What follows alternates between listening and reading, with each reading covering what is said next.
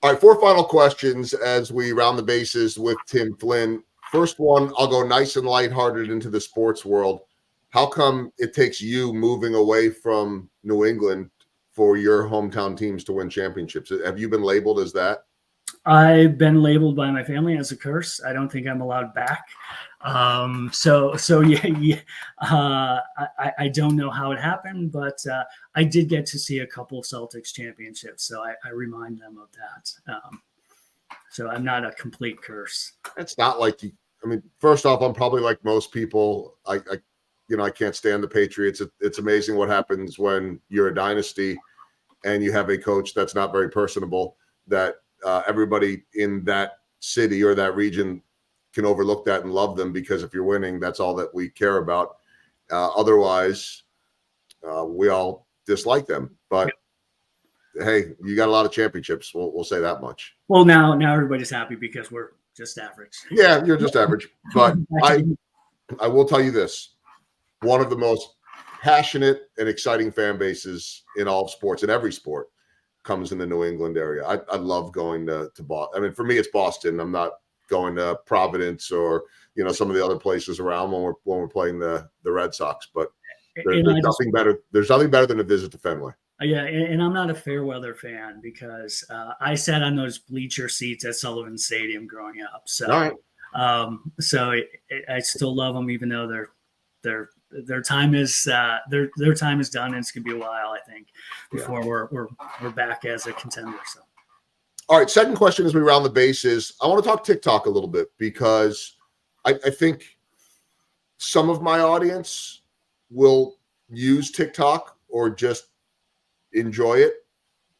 Others are, I'm not messing with TikTok. Like for me personally, when people started telling me I should get on TikTok, I thought, well, I'm not doing some stupid dance. No, we're not asking you to do a dance. But the more you can build your audience, the more reach you have. And then you can promote this podcast and you can promote your speaking business. And people are buying off of TikTok, which means that right now it is the place to be, right? I mean, I don't know what the numbers are. Facebook forever was that. But right now, you look on TikTok and it is advertising after advertising mixed in with all the humor and the silly stuff.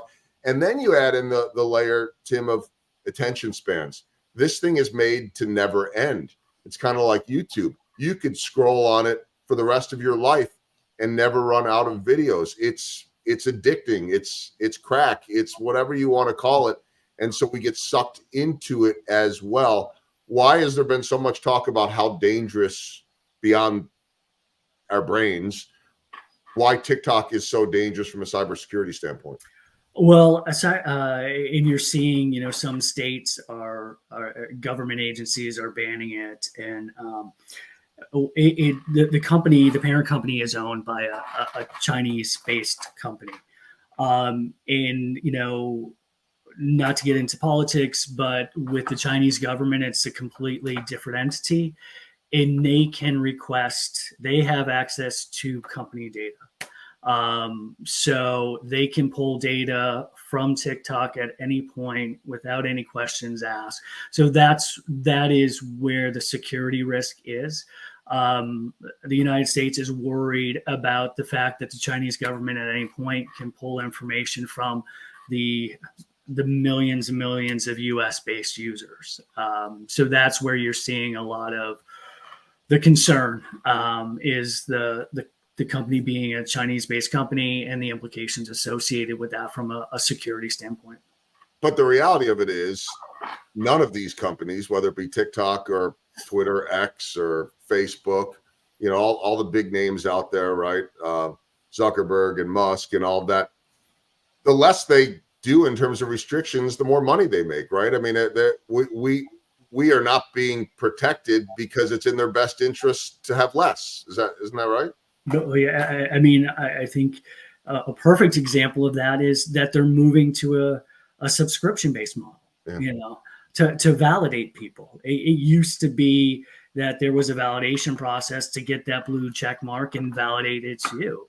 And now they're saying, look, for, I think it's $9.99, I can be Joel Goldberg, and that's scary. And once that happened, there was an article about the increase of just spoofing of professional athletes. I think LeBron James was one of the most spoofed athletes after that. That subscription-based model came out. So they're prioritizing money over security. Okay, third question is, as we round the bases, I mean, I mentioned that as long as, there's something new out there, the cheaters are going to find a new way to cheat, so to speak. This never ends, right? I mean, I guess it's sort of like the version of, you're supposed to go to your doctor and get a checkup every single year. You don't just check it off the list and never be done again. This will be the part of our lives and evolving forever, right? Yeah. There's not going to be all of a sudden we're going to find a miracle solution. It's constantly evolving, and you provided a great example. It's, hey, you put in rules to fix things, and then they figure out a new way to do things. So especially, how technology is evolving, technology is not going to stand still. It's something that's completely evolving. And unfortunately, the cyber criminals and the threat actors, they're on the cutting edge. So it's always being reactive to what they're doing next. First it was just people hacking. Now it's bot technology. Now it's AI. So as technology continues to evolve, the type of threats are going to continue to evolve. All right, let's wrap it up with the walk-off question. And I asked a little bit of a version of this before, but I still think it's something that if everybody is interested in this discussion, I've found it completely fascinating. I knew it would be. If you are that athlete that's listening, I think I probably have more business people, executives, a lot of entrepreneurs, startups. I interview so many entrepreneurs on this podcast. I'm an entrepreneur. I'm a small business owner on top of my baseball stuff. What else can we be doing right now? I mean, we talked about some passwords. We talked about that. We don't want to walk around paranoid every single day. We've talked a lot about verifying. I think it's like anything else, right, Tim? Like we want to be able to live our lives. And I don't think you're advocating against that either. But what are steps that some people that are running businesses or have a name in a community that might have a little bit of a following, what should we be doing? Awareness. I mean, that's the most basic. It sounds basic, but that's the struggle where we're at now, is the lack of awareness of what's out there. And it's not to, again, like I continue to say, it's not to be scary. It's just to say, okay, this is out there.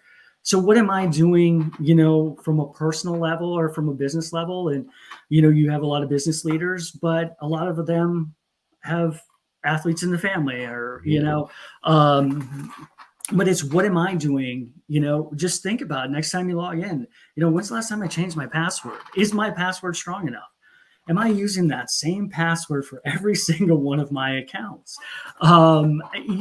Just what am I doing when I see an email, when I see something come in, when there's an attachment, when something seems suspicious? It's just some of those basic things that, security first mindset when you're on these digital platforms. And that goes a long way. And that's just step one. And yes, implement the goal is to feel more comfortable and implement more security processes and just, services. But at the end of the day, awareness is the biggest risk, or lack thereof. And it's just having that mindset that can go a long way, because you'll just start arbitrarily changing things like, hey, I've had this password forever, I need to change it. Or, hey, let me just do a quick check of my emails to see if they're compromised. And if so, again, it's something that's, chances are there's a high probability if you have any sort of digital presence.